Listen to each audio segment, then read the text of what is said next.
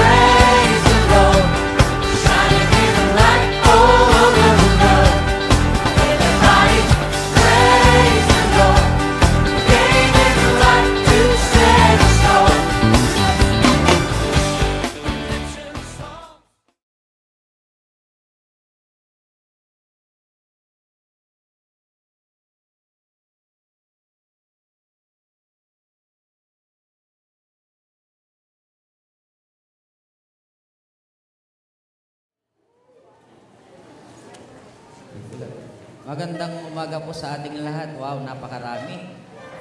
Sana ganito lagi. No? Sana ganito lagi. O, tanggalin na natin yung sana.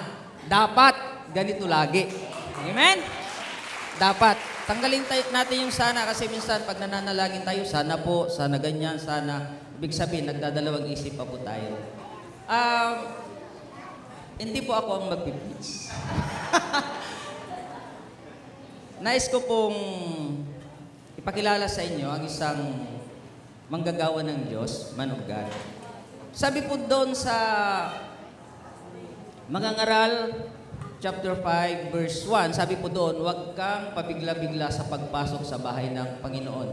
Kasi ang mga mangmang lamang ang hindi nakakaalam nito ng tama at mali. Bilang isang mangangaral, bilang isang pastor po ay dapat pinag-iisipan natin mabuti. Ang ating speaker po ngayon, pag-introduce lang po ako, Sir Pastor Reggie,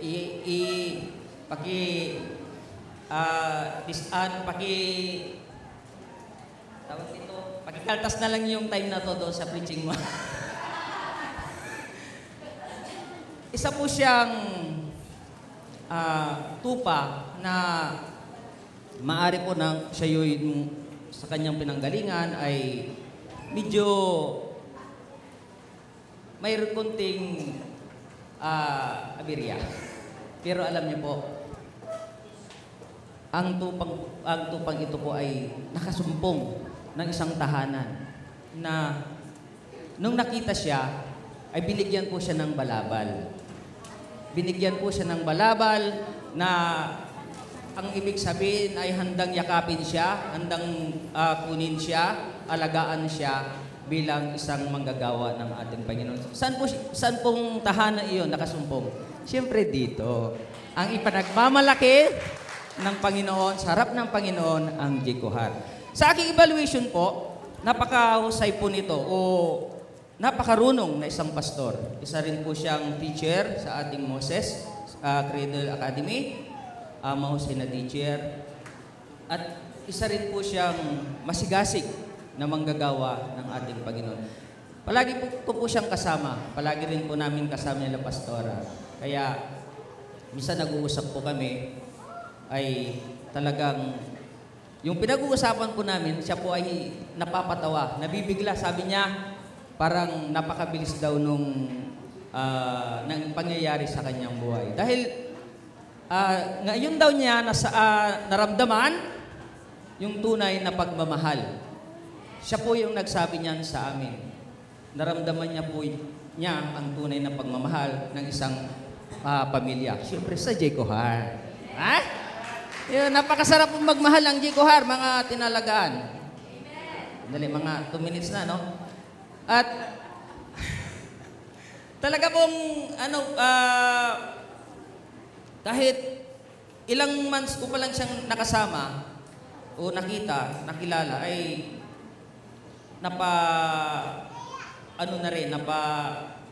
lapit na po ang aking puso sa kanya. Alam po ang ating mahal na pastor at Tatay Lin talagang napalapit na rin po sa kanya. Kaya buo kong puso ko pong ikinararangal sa Diyos, no? Ang ating tagapagsalita ngayon, si Pastor Reginald Gomez.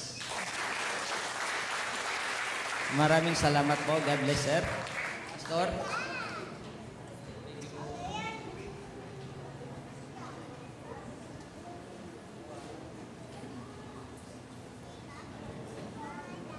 Amen. Praise the Lord. At purihin po ang ating pong Panginoon. Muli isang kagalakan at pagpapala po sa Diyos ang mabigyan ng pagkakataong muling makatayo sa inyong harapan upang ipahayag ang kanyang mga salita. Amen. Sige po, tayo pong lahat ay tumayo. Muli isang maganda at mapagpalang linggo po sa ating lahat. Tayo po ngayon ay darako na sa salita po ng ating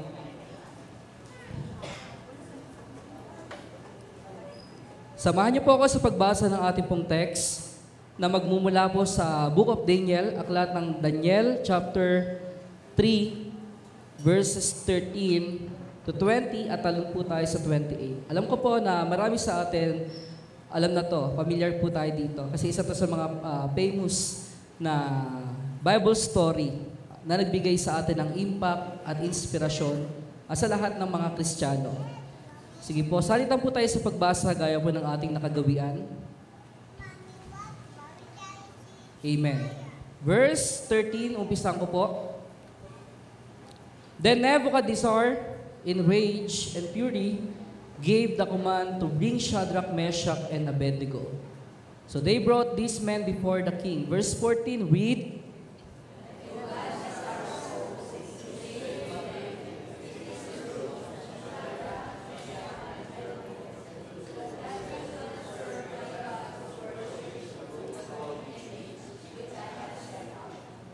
Verse 15. Now, if you are ready at the time you hear the sound of the horn, flute, harp, lyre, and psaltery in symphony with all kinds of music, and you fall down and worship the image which I have made, good. But if you do not worship, you shall be cast immediately into the midst of a burning fiery furnace. And who is the God who will deliver you from my hands? Verse 16, read.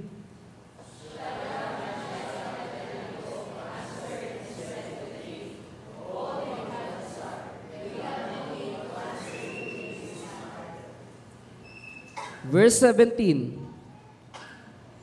if that is the case, our God whom we serve is able to deliver us from the burning fiery furnace, and He will deliver us from your hand, O King. Verse 18,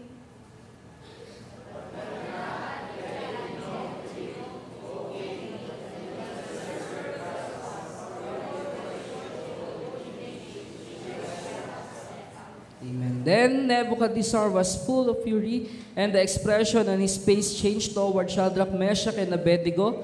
He spoke and commanded that they heat the furnace 7 times more than it was usually heated. Verse 20, read.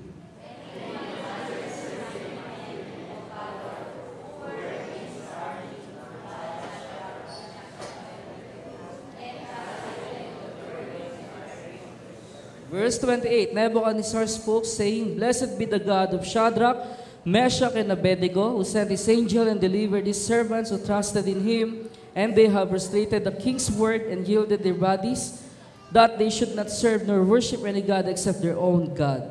Sa Tagalog, verse 13,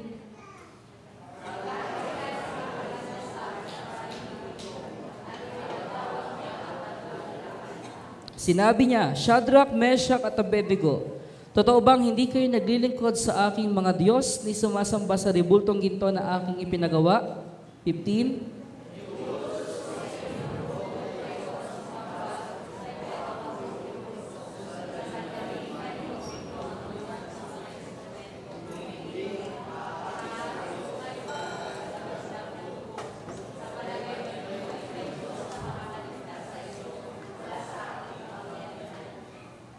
Sinabi ni Shadrach, Meshach at Abednego, Mahal na Haring Nebuchadnezzar, wala po kaming masasabi sa inyo tungkol sa bagay na ito. Verse 17, basa.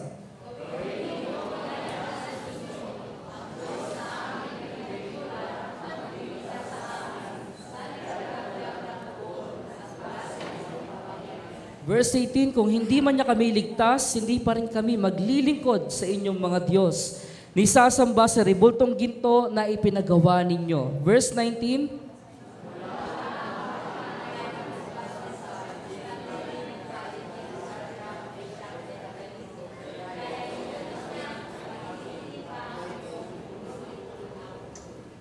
Verse 20, inutusan din niya ang ilan sa mga pinakamalakas ng kawal, nagapusin sina Shadrach, Meshach at Abednego at ihagis sa naglalagablab na pugon. Verse 28, basa.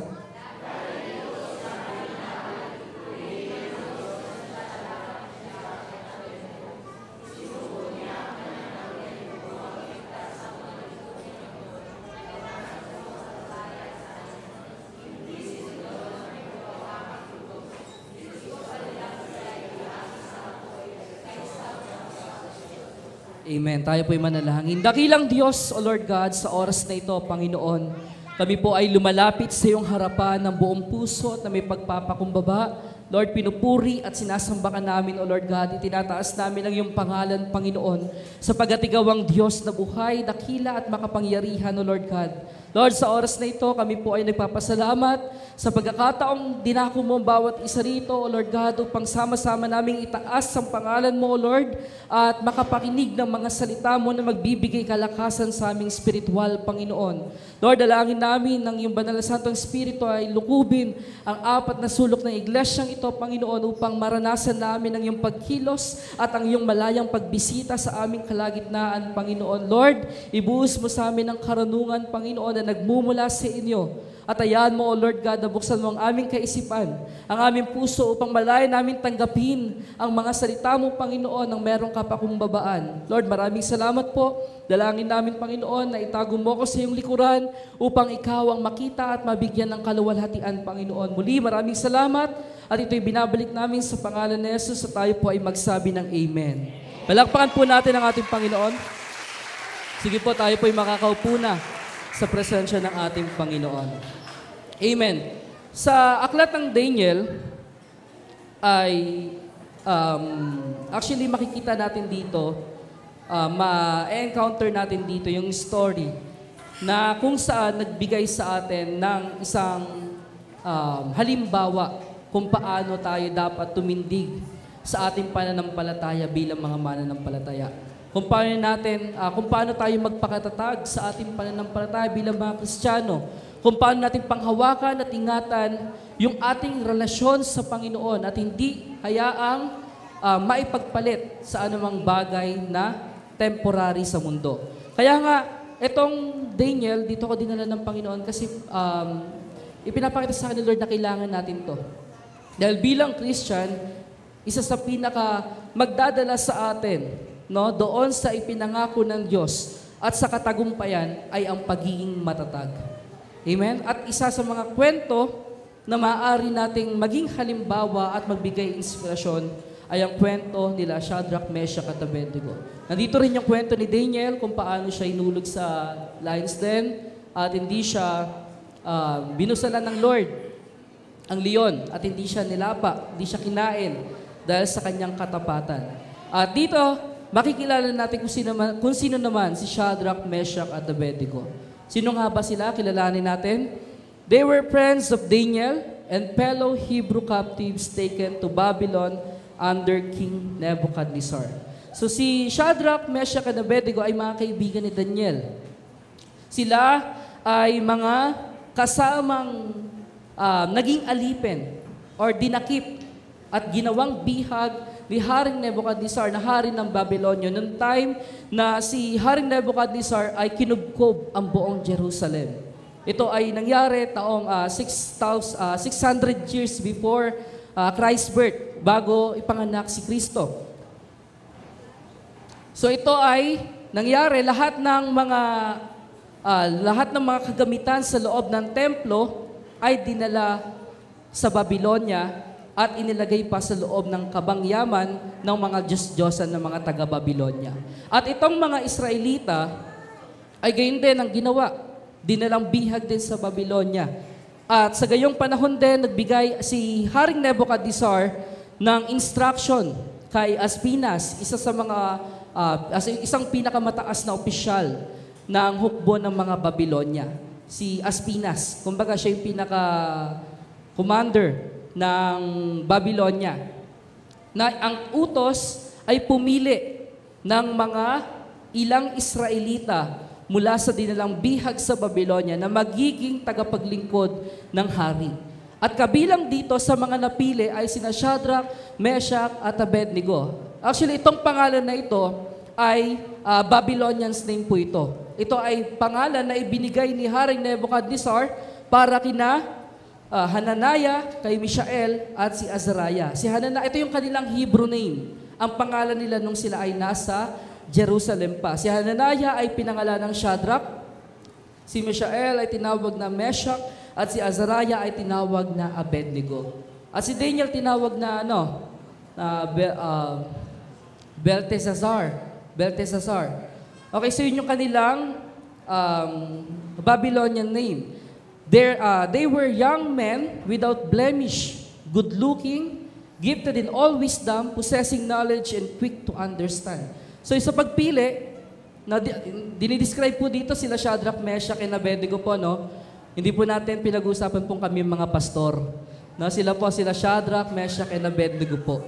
So sila, yung qualification o yung quality, yung requirement na kinakailangang sundin o yung pamantayan sa pagpili ni Aspinas ng mga gagawing tagapaglingkod ng hari ay kailangan walang kapintasan, without blemish, walang batik, walang kapintasan.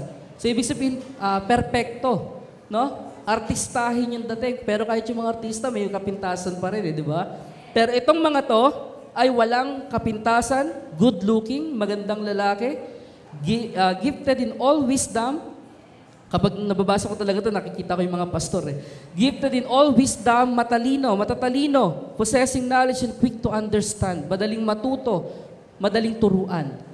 And Daniel, who served as chief governor over Babylon, requested to put his 3 comrades in positions of high importance. So itong si Daniel na inilagay sa bilang chief governor o bilang tagapamahala, tagapangasiwa sa bawat lalawigan ng Babylonia ay nag-request na gawin din o ilagay din sa posisyon para makapanatili siya sa kaharian, para hindi siya umalis sa kaharian. Kumbaga meron siyang mga tagapamahalang iba at ito yung 3 kanyang mga kaibigan.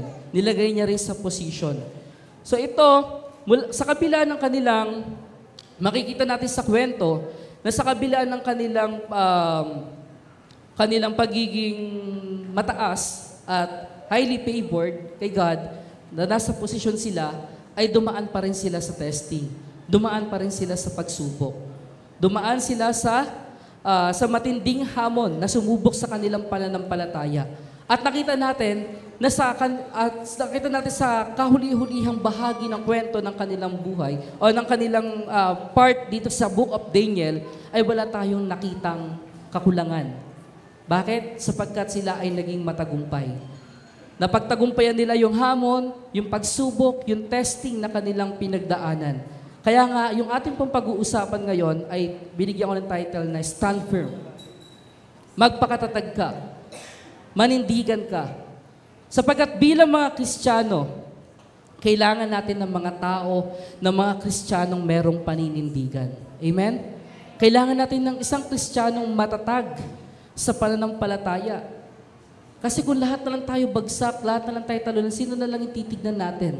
No? Sino na lang yung huhugutan natin ng lakas? Sino na lang yung ating titignan at yung susundan at yung magsisilbing inspirasyon? Kaya nga sinasabi ng iba, huwag titingin sa tao, pero hindi natin mawawala yon, hindi natin maiaalis na may part ang brethren sa kalakasan na nagigain po natin. Kaya nga sabi ng Hebrews 10:25, na huwag nating kaliligtaan ang dumalo sa mga pagtitipon-tipon. Kasi kung wala tayong benefits dito, bakit bakit inutos pa na wag na tayong magtipon-tipon? Kasi napapalakas po tayo. Hindi natin maiaalis yon. Kaya nga sabi ng mga ngaral, totoo po yun, na hindi effective na mag-isa ka, kailangan dalawa. Para kapag nanghina yung isa, meron magpapalakas. Meron magbabangon. At pag nanghina naman yung kabila, ikaw naman yung magpapalakas. At tayo, bilang mga mananampalataya, kailangan tayo yung nakikitang matatag sa pananampalataya at merong paninindigan. Ano po ba pag pinag-usapan natin yung stand firm? Pag pinag-usapan natin yung paninindigan, ito yung pagiging matatag natin sa pagsubok at hindi lang po sa pagsubok, kundi sa temptasyon. Sa mga, sa pressure, sa kasalanan ng mundo, kung paano natin sinusupil yung ating sarili at dinidisiplina nang para hindi lang tayo maalis o malihis doon sa landas ng ating pong Panginoon. Yun po yung pinag-uusapan natin dito, stand firm. Bakit? Kasi yung sa kwento ni Shadrach, Meshach, and Abednego, lahat po ng tao nag-compromise na. Amen? Dahil sa takot. Napagpalit na yung faith, yung kanilang pananampalataya ay nagawa nilang ibenta at ipagpalit. Para saan? Ano yung kanilang iniligtas? Yung kanilang sarili. Ang sabi ng Bible sa Mateo, ang nagliligtas sa sarili ay mapapahamak. Amen? Pero ang magtakwil sa sarili niya ay siyang magkakaroon ng buhay na walang hanggan. Malinaw po yung sinasabi ng Bible. No, kaya sabi niya, because, nasa na tayo? Why do we need to stand firm? Because to be deceived by the world is to reject Christ in our lives. Amen. Nauna sa akin nagulat ako. Because to be deceived by the world is to reject Christ in our lives. Amen. Bakit natin kailangan manindigan o maging matatag sa ating pananampalataya? Dahil ang magpabulag at ang magpadaya sa mundo ay isang maliwanag na senyales at ebidensya ng pag-reject natin kay Kristo. Nakuha? Masyado po bang malalim? Alam niyo po, ang isa sa ayaw ni Lord ay yung idolatry. Amen? Kung si Shadrach, Meshach, and Abednego ay lumuhod at sumamba, sa palagay niyo ba, hindi ba nila nireject si God doon? Nireject po nila si God doon.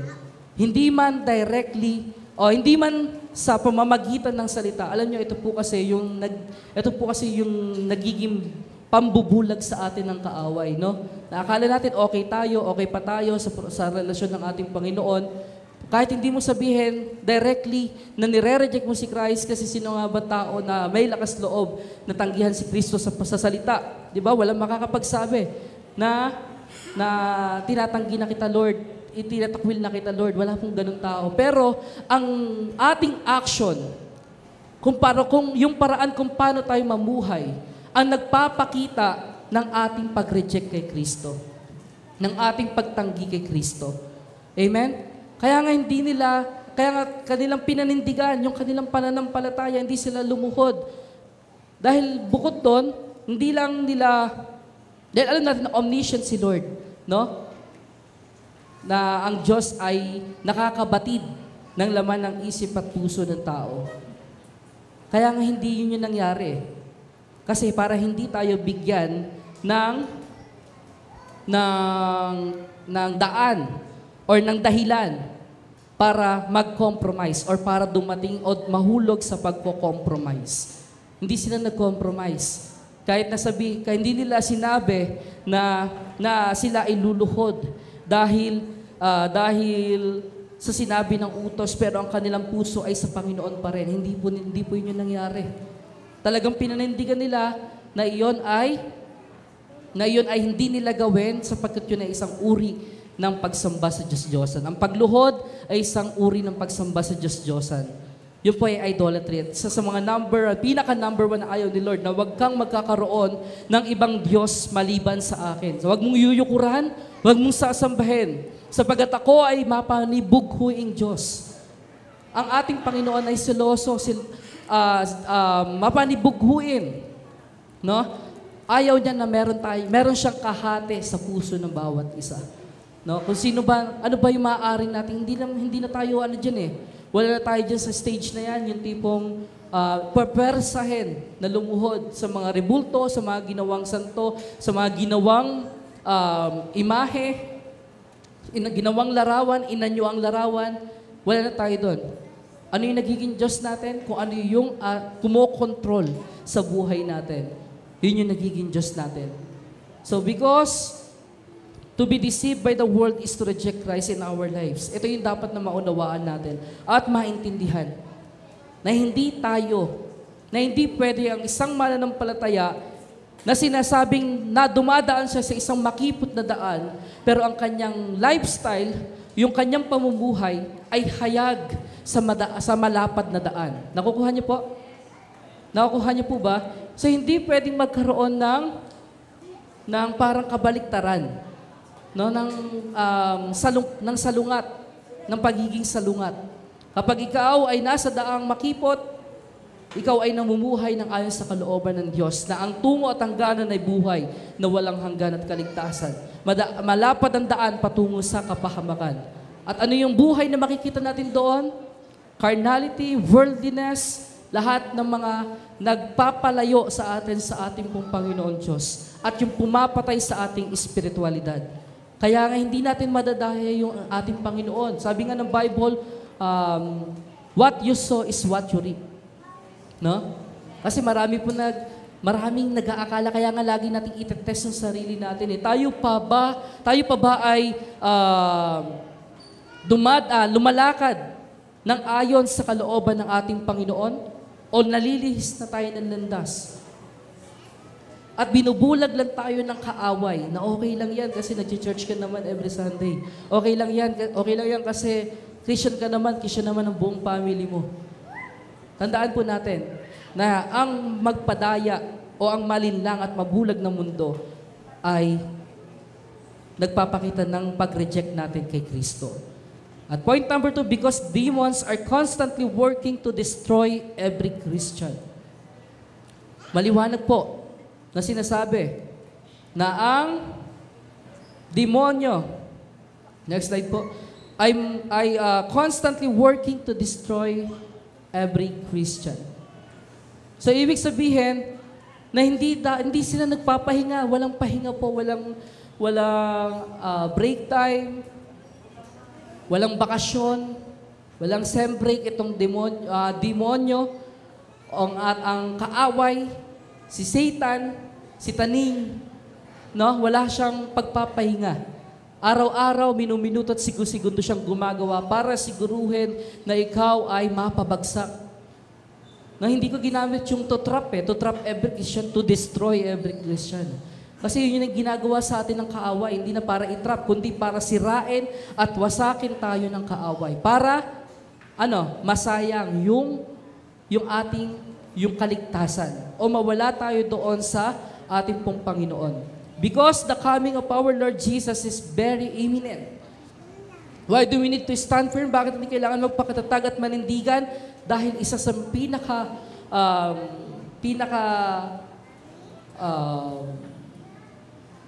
katotohanan na ang ating Panginoong Diyos ay malapit na pong bumalik. Naniniwala po ba kayo malapit nang bumalik ang Panginoon? Sino naniniwala? Taas ang kamay. Okay, yung iba hindi pa naniniwala na ang panahon ay paiksi ng paiksi na lang. At wala nang panahon para maglaro. Wala nang panahon para hindi magseryoso sa ating pong pananampalataya kay Kristo. At wala nang panahon para tayo ay tumalikod pa sa Panginoon. Sapagkat nakakatakot at kakilakilabot, no, ang ating pong sasapitin kung tayo ay madatnan ng Panginoon na hindi handa sa kanyang muling pagparito. Kaya nga sabi dito, magpakatatag tayo, hindi lang dahil para maging testimony tayo, kundi para ihanda natin yung ating sarili sa muling pagparito ng ating Panginoon. Wala nakakaalam ng oras, wala nakakaalam ng panahon kung kailan siya darating. Kaya nga kailangan maging ready tayo sa araw-araw. At lagi nating ipalagay na ang Panginoon, na ang pagdating ng Panginoon ay mamaya na o bukas na. Dahil kapag yun yung mindset natin, yun yung kaisipan natin, hindi tayo gagawa ng alam natin na maglalayo sa atin sa ating pong Panginoon. Amen? Sige po, palakpakan po natin ang ating Panginoon. Okay, next slide. Okay, so ano yung ibig sabihin ng stand firm? Stand firm means to live in righteousness. Ang mamuhay ng mayroong katuwiran at kabanalan. Yun po yung ibig sabihin pag sinabing magpakatatag ka, manindigan ka. Ibig sabihin, mamuhay tayo ng merong kabanalan, merong katuwiran, at ayon sa katotohanan. Sapagkat ang ating pong panahon, ang ating mundo ay pasama ng pasama na. Marami ang nadadaya, marami ang nauhulog, marami ang nawawala. Kaya nga kung titignan mo, marami kang dating nakasama, masigasig sa paglilingkod, pero nasa na sila? Marami kang nakasama na encounter na minsan nang nagpamalas na kanilang init ng pagmamahal sa Panginoon, pero ngayon nasa na sila? Dahil nga po, napakalakas ng hatak ng mundo. At kung hindi tayo magiging aware at magiging handa, maaari po tayong madamay. Maaari po tayong matangay. Kaya nga to live in righteousness, sikapin po natin. Sabi nga ng 2 Corinto chapter 7 verse 1, mga minamahal, yamang ipinangako sa atin ang mga bagay na ito, alisin natin sa ating sarili ang lahat ng nakapagpaparumi sa ating katawan at sa ating spirito. Sikapin nating mamuhay ng may ganap na kabanalan at paggalang sa Diyos. Ilang preaching pa ba ang kailangan nating marinig? Na sinasabi sa 2 Corinthians chapter 5 verse 17 na ang sinumang nakipag-isa kay Kristo ay isang bago ng nilalang. Wala na ang dati niyang pagkatao, sa halip ito ay napalitan na ng bago. Sa patuloy kong pag-attend sa ating mga gawain dito sa JCOR, maraming beses ko narinig sa ating mga mahal na pastor. Yung 2 Corinthians 5:17. So anong ginagawa natin? Dapat makita sa atin, mag-manifest sa atin, no?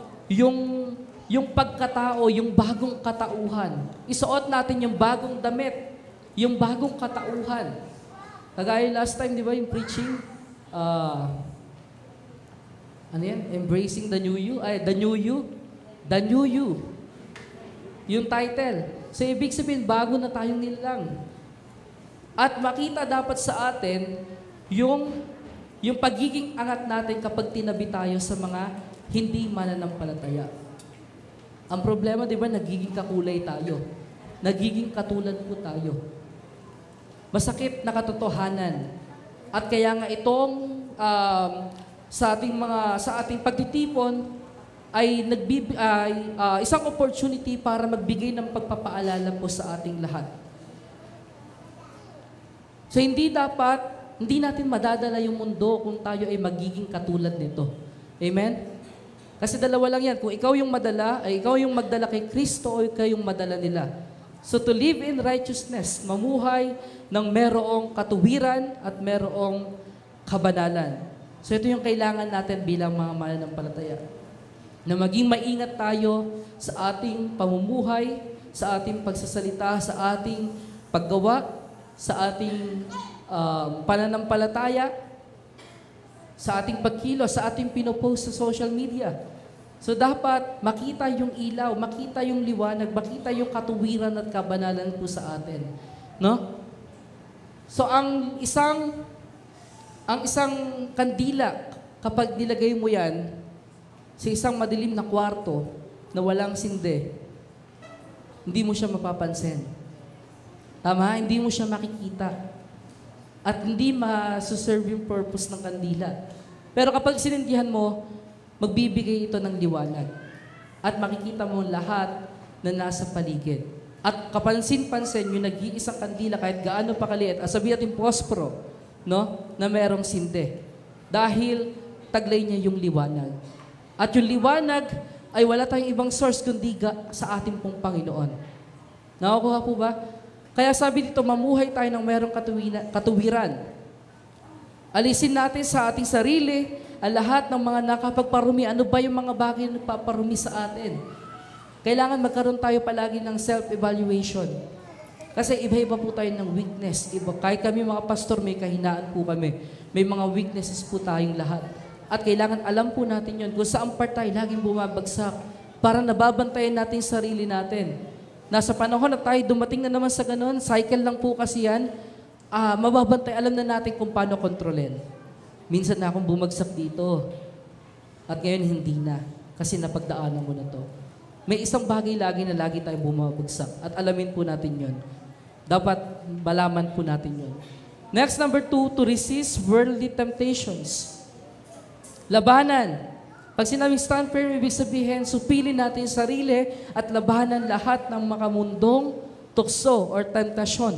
Sabi sa Galatia 5:16-17, sinasabi ko sa inyo, mamuhay kayo ayon sa Espiritu at hindi ninyo pagbibigyan ang mga pagnanasa ng laman, sapagkat ang mga pagnanasa ng laman ay laban sa kagustuhan ng Espiritu at ang kagustuhan ng Espiritu ay laban sa mga pagnanasa ng laman. Magkalaban ang dalawang ito, kaya napipigilan kayo sa paggawa ng nais ninyong gawin. Hindi tayo dapat namumuhay ayon sa laman, kundi ayon sa Espiritu. Sapagkat magkalaban yung dalawang to. Kapag ikaw ay namumuhay ayon sa Espiritu, nagkakaroon ka ng kalakasan mula sa Panginoon para mapagtagumpayan ang lahat ng tukso at ang lahat ng ibinabato at inihaharap sa iyo ng kaaway para ikaw ay mahulog sa kasalanan o bumagsak. Pero kung ikaw ay namumuhay ayon sa laman at walang magbibigay sa iyo ng lakas, kasi tayo bilang tao, limitado ang ating kakayanan, hindi natin kayang umiwas. Hindi natin kaya, sa sarili nating kakayanan at abilidad ang iwasan at layuan ng tukso. Ang magbibigay lang sa atin ng lakas ay ang ating pong Panginoon, ang banal na Espiritu Santo. Amen? Kaya kung tayo ay patuloy na napupuspos ng Kanyang banal na Espiritu Santo sa pamamagitan ng patuloy na pag-immerse ng ating sarili, pagbabad ng ating sarili sa Kanyang mga salita at sa pananalangin, doon tayo nagkakaroon ng lakas. Doon tayo nagkakaroon ng sapat na kakayanan na mapaglabanan ang lahat ng mga gawa ng kaaway. Amen? To resist worldly temptation. At pag sinabing worldly temptation, ano po ba itong mas mabigat dito? Yung lust of the eye, lust of the flesh, at pride of life. Diba? Yun yung ginamit ni Satan eh, yung tatlo na yon. Nang tinukso niya si Jesus. So itong mga mabibigat na maaari nating ikabagsak. Halimbawa, no, inoperang ka ng mataas na sweldo sa isang company. Halimbawa, sa akin na lang, kunyari teacher ako. Hawak ko yung oras ko pag Sabado at Linggo. Kaya nga kapag lingkod ng Lord, ang ideal talaga na dapat na work ng isang, hindi naman sinasabi na lahat maging teacher, no? Kasi sabi ng Bible, hindi lahat maging guro. Pwede maging guro. Pero kailangan libre yung Sabado at Linggo. Ngayon, inoperang ka ng mataas na sweldo. Times 7. Kung paano pinainit ng 7 beses, tinaas din ng 7 ulit yung sahod sa isang company. Tapos wala kang day off. Kunyari, wala kang day off. Kawawa yung espiritu mo, yung kaluluwa po natin. No? Kasi bakit? Dahil sa pamamagitan nun, unti-unti tayong manghihina at papatayan. Alam niyo, naalala ko na naman yung spirit of Python eh. Yung spirit of Python, yung Python hindi kanya papatayin sa kagat. Hindi kagaya ng ibang ahas. Ang gagawin niya unti-unti kanyang hihigpitan. Lilingkisan kanya, tapos unti-unti kanyang hihigpitan hanggang sa ikaw ay manghina at mawalan ng hininga. Ganun yung kasalanan. At pagkatapos, ano mangyayari? Kapag mahina ka na, kapag wala ka ng palag talaga, lalamunin ka niya ng buo. Kakainin ka niya ng buo. At ganun po yung kasalanan. Kapag binigay mo yung kamay mo, kakainin niya yung braso mo at kakainin niya yung buong pagkatao mo. Amen? Kaya nga sabi dito, huwag tayong magpabulag at labanan natin lahat ng tukso. At isa sa pinakakahinaan ng tao, yung kayamanan. Maraming nasisira po sa kayamanan. Maraming nasisirang relasyon, pagkakaibigan, pamilya, at higit sa lahat, ministry. Pag pinag-usapan na yung pera, pinag-usapan na yung kayamanan.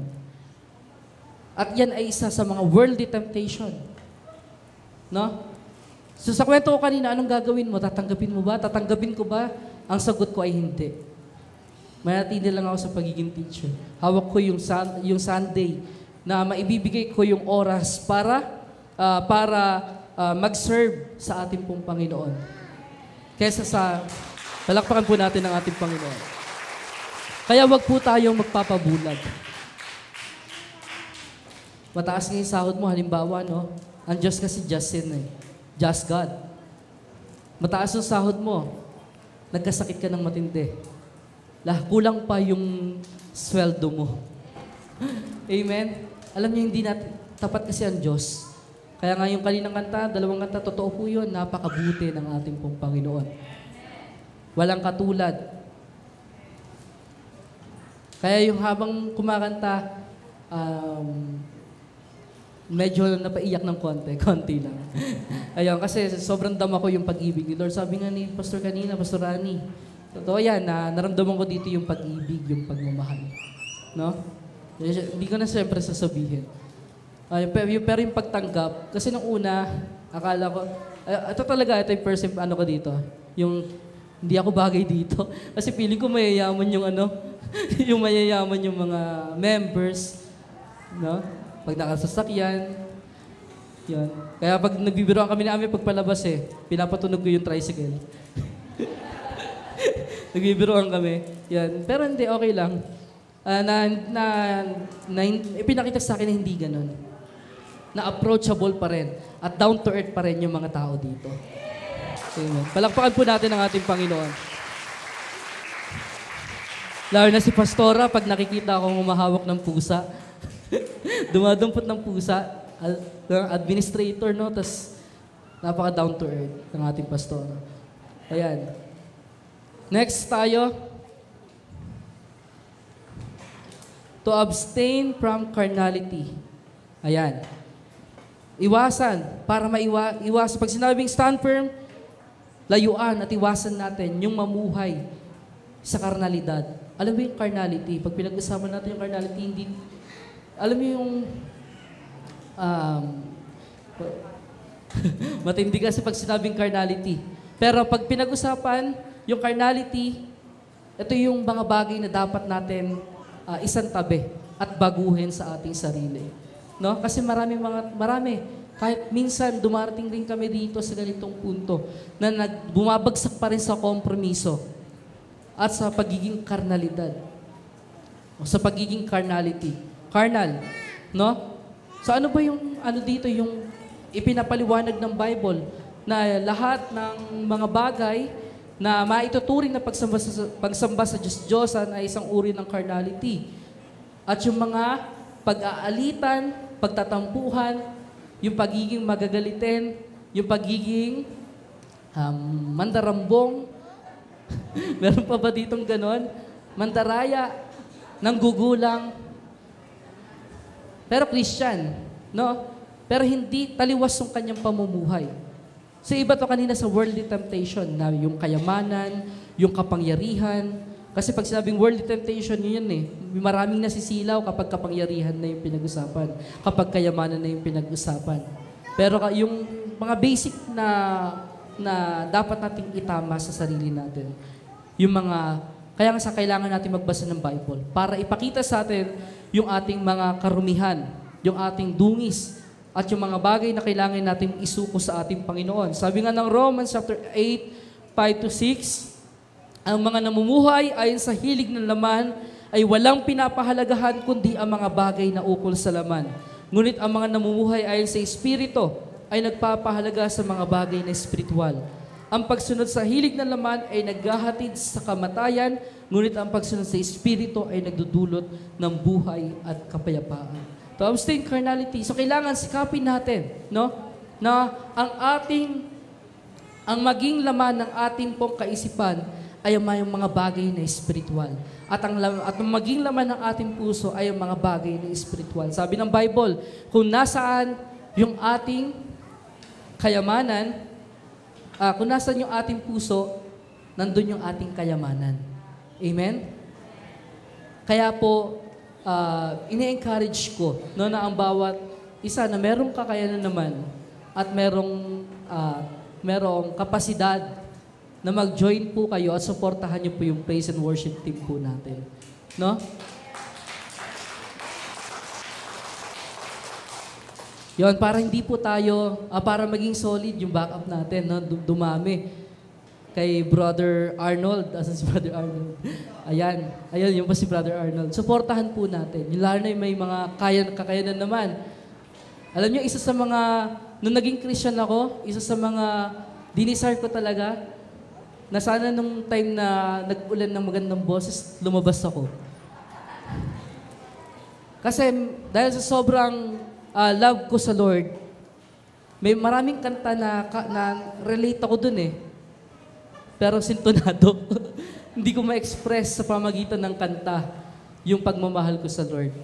Yan. Kaya yung mga pinapakinggan ko pa naman, mga Steve Green, ayan, sila Rasta, kasi mga anointed yung boses at ang talagang kikilabutan ka kapag narinig.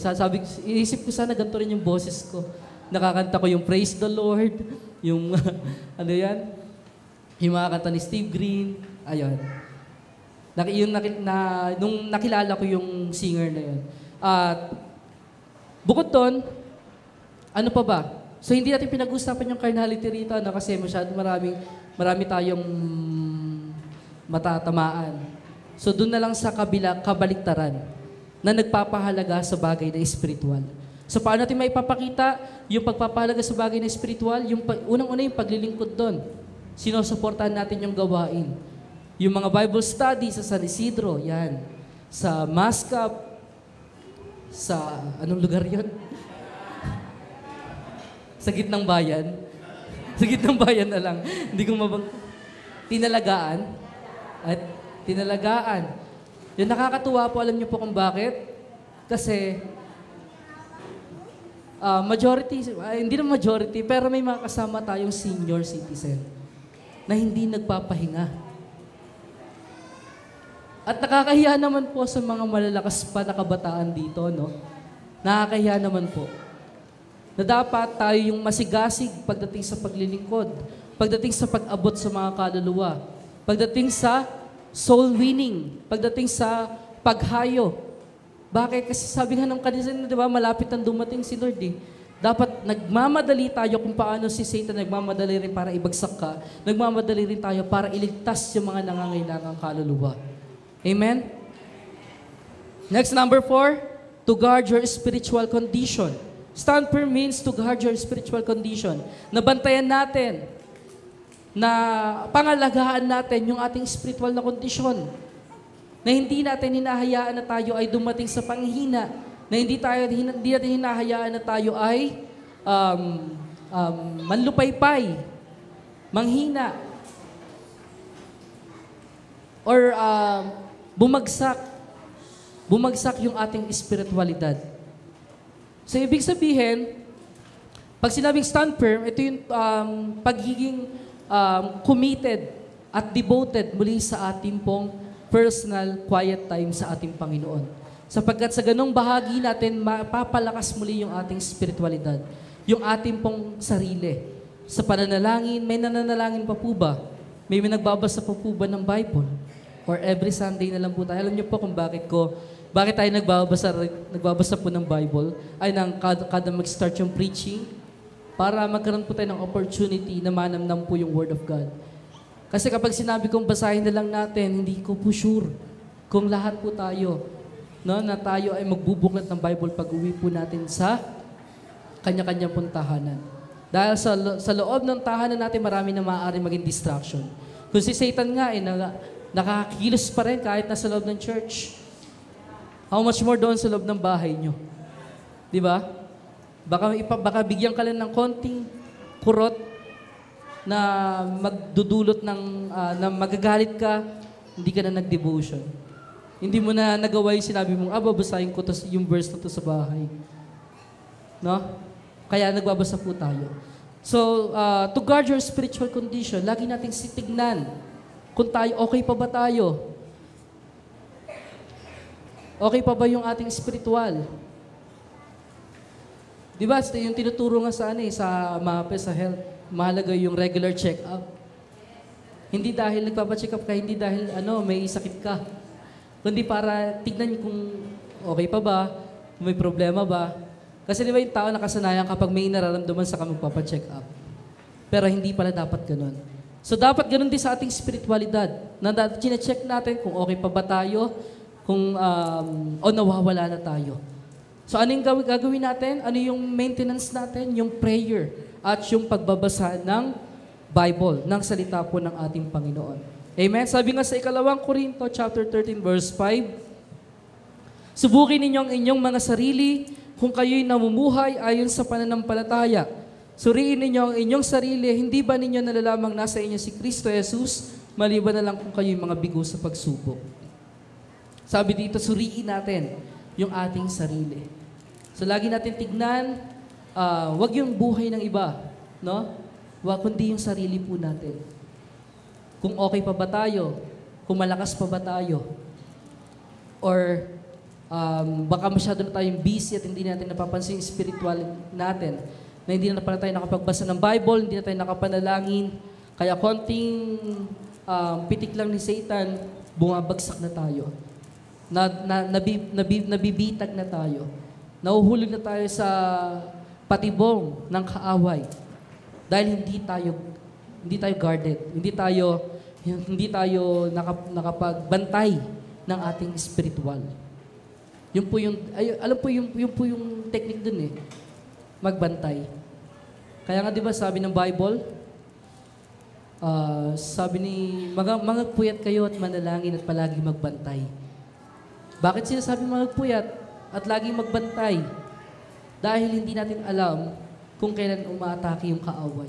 At kailangan dapat lagi tayong ready. Sa panahon na atakihin tayo ng kaaway, ay alam natin na hindi tayo babagsak at hindi tayo mahuhulog sa kanyang mga patibong. At ito yung ipinakita ni Shadrach, Meshach at Abednego. Dahil sobrang pounded sila at sobrang masigasig sila sa kanilang pananampalataya sa Panginoon, kaya hindi sila natakot, hindi sila nadala sa pananakot at sa pagbabanta ni Haring Nebuchadnezzar. Amen? Kaya nga napakagandang example para sa mga mananampalataya na dumadaan sa mga ganitong klaseng pagsubok. And number 5, to ignite your light. Sabi sa 1 John 1, verse 5 to 7, 6 to 7, kung sinasabi nating tayo'y may pakikiisa sa Kanya, ngunit namumuhay naman tayo sa kadiliman, nagsisinungaling tayo at hindi namumuhay ayon sa katotohanan. Ngunit kung namumuhay tayo sa liwanag, gaya niya nasa liwanag, tayo'y nagkakaisa at ang lahat ng ating kasalanan ay nililinis ng dugo ni Jesus na Kanyang anak. So sabi dito sa 1 John, na kung sinasabi natin may pakikiisa tayo, ngunit namumuhay tayo sa dilim. Ano ba yung ibig sabihin ng dilim? Yung kasalanan, yung kasamaan, yung karumihan. Nagsisinungaling tayo at dinadaya po natin yung sarili natin.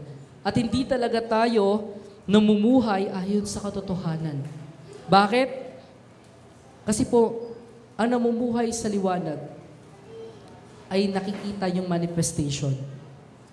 Yung liwanag, yung nire-represent ng liwanag ay yung kabutihan, yung mabubuting gawa, yung kagandahang loob, at yung higit sa lahat, yung pamumuhay na ayon sa kalooban ng ating Panginoon.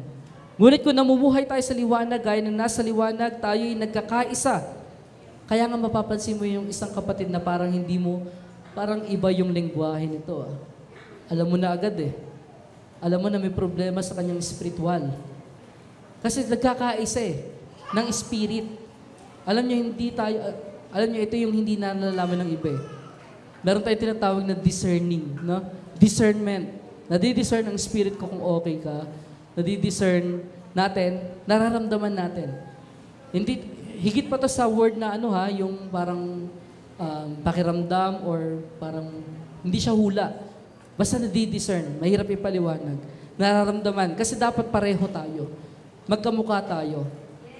Amen? Kasi kahit kailan magkaiba yung tunog ng kambing sa tupa, di ba? Babalik na naman tayo doon. Hindi sila magkapareho ng tunog. So to ignite your light, alam niyo si Shadrach, Meshach, and Abednego, ibig sabihin nito ay maging testimony tayo, maging patotoo tayo. Sabi nga ng Bible, di ba, paliwanagin natin ang ating ilaw sa buong sanlibutan, sa mga tao upang makita nila ang ating mabubuting gawa.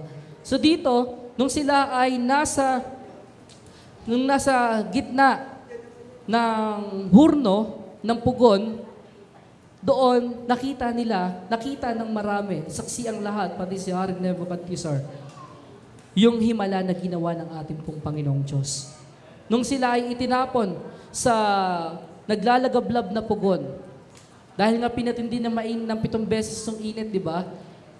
Yung nagdala kay Shadrach, Meshach, at Abednego ay namatay dahil sa sobrang init. Pero si Shadrach, Meshach, and Abednego ay hindi po namatay. At sabi ng Bible, nakita ni Haring Nebuchadnezzar na hindi 3 nasa loob ng pugon, kundi ilan? 4. At sino yon? Maraming speculation na ito ay angel or representation ni Christ ng ating pong Panginoon. Pero alam natin na ang Diyos yon, ang Panginoon yon, na nagbigay ng kaligtasan at pagliligtas kila Shadrach, Meshach, at Abednego dahil sa kanilang katapatan at paninindigan sa kanilang pananampalataya sa ating Panginoon. Amen? Alam niyo po, ito ay isang paalala sa atin na kung ikaw ay magiging tapat sa Diyos, hindi ka pababayaan ng Panginoon. Amen? Hindi ka niya iiwan. Hindi ka niya pababayaan. Hindi ka niya ipapahamak. Maliban na lang kung itanggi mo siya, i-reject mo siya. Pero kung ikaw ay namumuhay na ayon sa kalooban ng Lord at meron kang paninindigan sa pananampalataya mo, kahit na sabihan kang KJ, kahit na sabihan kang parang walang buhay kasama, no? Pero kailangan natin ipakita yung ating paninindigan sa ating pong pananampalataya kay Kristo. Kasi kapag binigay mo, kapag binali mo yung boundary mo, yung limitation mo, hindi lang yung kamay nila, hindi kakainin ni Satan, kundi yung buong braso at yung buong pagkatao mo. Amen? Palakpakan po natin ang ating Panginoon. Sa ating pong realization na po tayo. 11:44. Fear not to stand on your faith in Christ. Wag po tayong matakot na manindigan sa ating pong pananampalataya kay Kristo. God's miraculous intervention in a moment of crisis, ito po yung realization po natin. God's miraculous intervention in a moment of crisis is not always promised. Despite that, we have to stand on faith, not only because we know that God will deliver us, but because He is the one true and living God. Amen? Bigyan po natin ng DN yung verse 16 to 18. Sabi sa 16, Shadrach, Meshach, and Abednego answered and said to the king, O Nebuchadnezzar, we have no need to answer you in this matter. Nang balaan ni Haring Nebuchadnezzar, si Shadrach, Meshach, and Abednego, ito yung naging tugon nila sa verse 16. And this is not an arrogant response. Hindi ito sa pagiging arrogante, no? Yung tunog mayabang, na wala po kami magagawa sa bagay na yan. Kundi ito ay pagtanggap ng kanilang guilt. Bakit? Kasi kahit na anong paman yung maging parusa, hindi pa rin kami luluhod. Hindi pa rin kami sasamba. Ina-admit na agad nila yung alin? Yung kanilang kasalanan. Kasalanan kanino? Sa Diyos ba? Hindi. Kay Haring Nebuchadnezzar. Dahil hindi nila susundin kahit na ano pamang parusa ang gawin ninyo sa amin. Pero hindi ito salita o tugon ng pagmamayabang at pagmamalaki, kundi pag-amin at pagtanggap ng kaparusahan na maaari nilang matanggap. Sabi sa verse 17, if that is the case, our God whom we serve is able to deliver us from the burning fiery furnace, and He will deliver us from your hand, O King. So, next slide po. The response of the Jewish young men is a model of confidence in God and submission to His will. Amen? Believing in what God can possibly do is recognizing God's power and capacity. Ito yung ipinakita sa ating lesson sa ipinakitang tugon ni Shadrach, Meshach, at Abednego. Yung pagkakaroon ng kumpiyansa sa ating pong Panginoon. Yung pagkakaroon ng pagtitiwala sa ating pong Panginoon Diyos. Sapagkat sabi nga na ang paniniwala sa maaaring magawa ng Diyos ay ang pagkilala ng kanyang kapangyarihan at ng kanyang kakayanan. Believing, verse 18, but if not, let it be known to you, O King, that we do not serve your gods, nor will we worship the gold image which you have set up. Kaya ito yung sinasabi ko kanina, yung miraculous intervention ng ating pong Panginoon ay hindi po palaging naipapangako o hindi laging ipinapangako. Bakit? Sapagkat sinabi dito, yung but if not, next slide po, while the faithful men knew that God could deliver them, they were also aware that God may have chosen not to do so. Amen? Next slide po. But if not, sabi dito yung word na but if not, while the faithful men knew that God could deliver them, sa verse 17, they were also aware that God may have chosen not to do so. Faith in God may not translate into victory in every circumstance. When we are in trials, the outcome was irrelevant. Tandaan natin, hindi po importante yung result, but the faith and obedience to serve Him regardless of the cost. Kundi ano yung mahalaga, ano yung importante, yung ating pong pananampalataya at yung ating pagsunod sa paglilingkod sa Diyos ang higit na mahalaga. May chance na hindi tumugon si Lord. Anong gagawin nila kapag hindi tumugon si Lord? Ang sabi nila, hindi pa rin kami sasamba sa Diyos-Diyosan na iyan. Ibig sabihin na doon pa rin yung faith.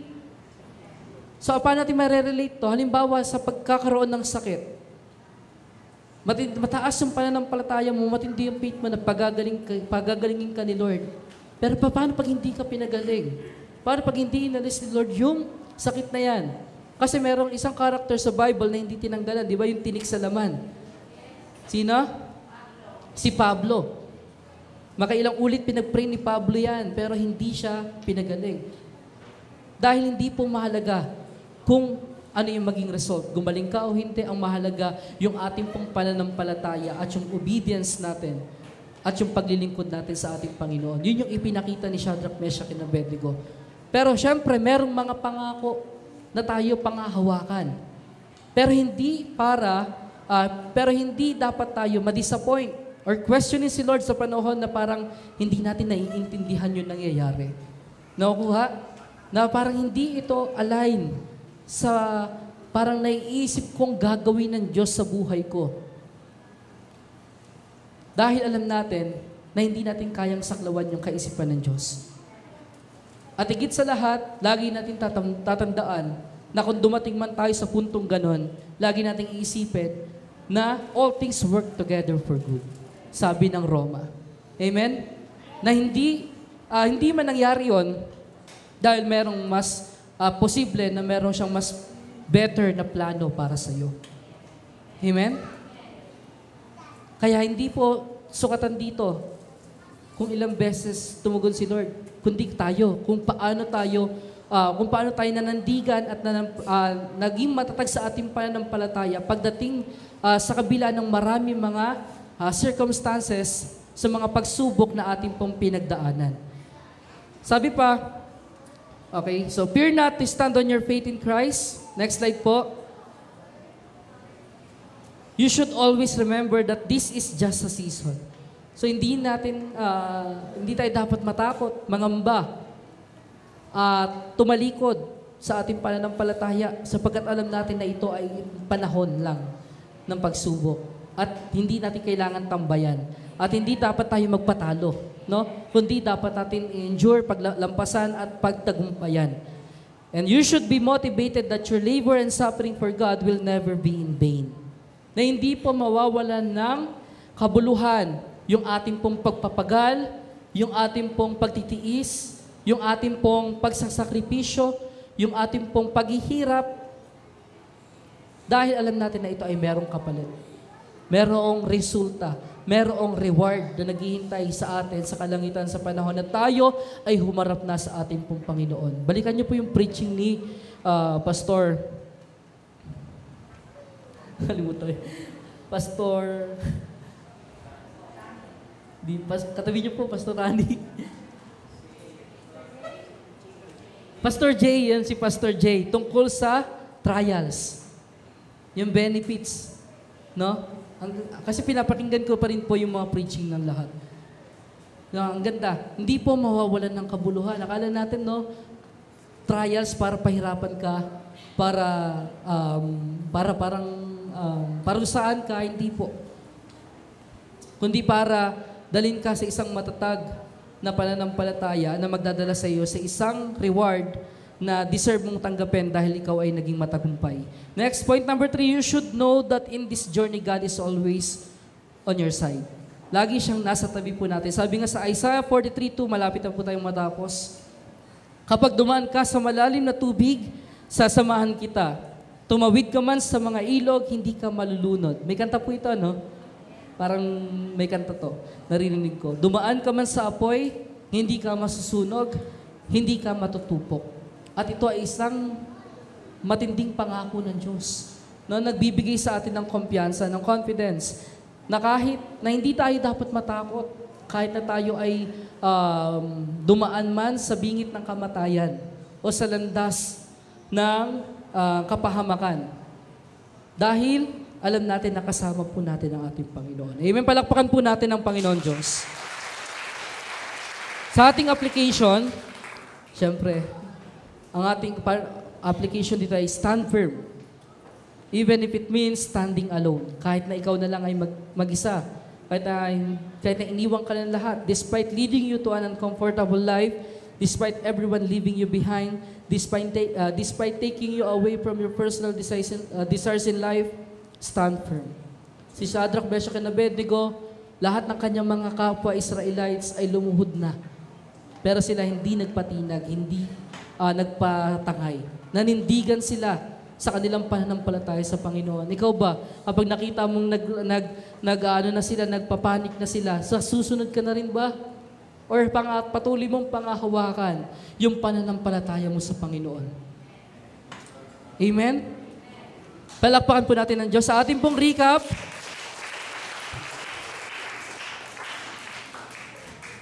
ang ating text po ay galing sa Daniel chapter 3 verse 13 to 20 and 28. Title, Stand Firm. Number 1. Point number 1, to live in righteousness. Point number 2, to resist worldly temptation. To obtain from carnality, to guard your spiritual condition, and to ignite your light. At sa ating conclusion, the testimony, next slide po. The testimony of Shadrach, Meshach, and Abednego leaves us with the inspiration that no matter what happens to us, we should remain faithful to God. Amen? Do not compromise our faith in God and our relationship with Him for our selfish desires in exchange. Sabi nga ng 1 Corinthians 16:13, maging handa kayo at magpakatatag sa inyong pananampalataya, maging matapang kayo at magpakatibay. This is the message of the Lord. To God be the glory. Palakpakan po natin ang Panginoon. Nanyayaan ko po ng bawat isa na magsitayo at tayo po ay manalangin. Hallelujah, Jesus, O Lord God. Dakilang Diyos, Panginoon. Sa oras na ito, Lord, kami po ay nagpapasalamat sa opportunity na kami ay makapakinig ng mga salita mo, Panginoon. Lord, maraming salamat po dahil ito ay naging tabak na sa amin ay sumugat, tumusok, pero ito rin yung tabak na magpuputol sa aming mga kasamaan at sa aming mga nakasanayang kasalanan, Panginoon. Ang tabak na magpapalaya sa amin mula sa pangaalipin ng kasalanan. Lord, maraming salamat po dahil hindi mo hinayaan na masayang ang linggong ito at hinayaan mo na kami, Panginoon, ay makatanggap ng isang paalala na magbibigay sa amin ng kalakasan at ng tunay na pagbabago, Panginoon. Lord, maraming salamat po dahil hindi ka nagkukulang, Panginoon. Dahil patuloy mong ginagamit ang mga abang lingkod mo, Panginoon, upang paalalahanan ng bawat mananampalataya at bigyan kami, Panginoon, ng isang pagkaing espiritual na magbibigay sa amin ng kalakasan, na magbibigay sa amin ng katataghan, at magbibigay sa amin ng lakas at ng kakayanang manindigan sa aming pananampalataya sa inyo, Panginoon. Lord, maraming salamat po. Muli, nawa hindi masayang ang salita mo, Lord God, sa aming pag-uwi ay patuloy naming maikwintas ang mga salita at paalala mo sa aming leeg, Panginoon, upang hindi kami, Panginoon, madaya ng sanlibutan at hindi kami mahulog sa patibong ng kaaway, Panginoon. Salamat, Lord God. Muli ito'y binabalik namin. Sa pangalan ni Jesus, sa tayo po ay magsabi ng Amen. Palakpakan po natin ang Panginoon.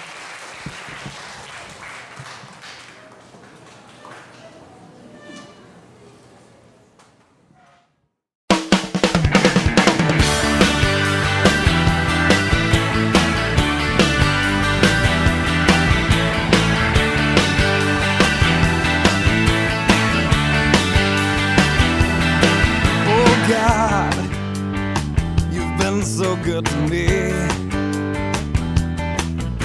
You came and found this orphan and you brought me right into your family. Oh yeah. Oh God, you've been so good to me. You threw away my past and you never count my sins against me. No, thank you, Lord. You got me dancing, and now I'm shouting. You got me leaping, and now I'm spinning hallelujah. Oh, you're so good to me. You're so good to me. So good to me. Oh God, you've been so good to me. And every day I wake up, I breathe another breath of your mercy. Oh God, you've been so good to me. And my delight is in you, 'cause I know that your hand is upon me.